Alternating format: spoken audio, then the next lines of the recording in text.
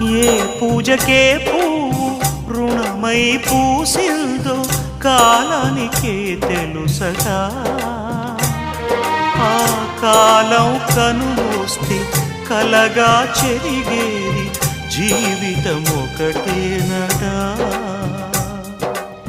సవటిగా కాకుండా చెల్లిగా నన్ను చూసి తల్లిని చేశావుగా ఈ పారాణి పాదాలు సేవించినా గాని రుణమే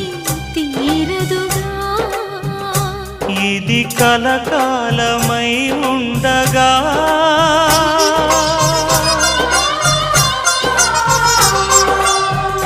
నీ అనుబంధమే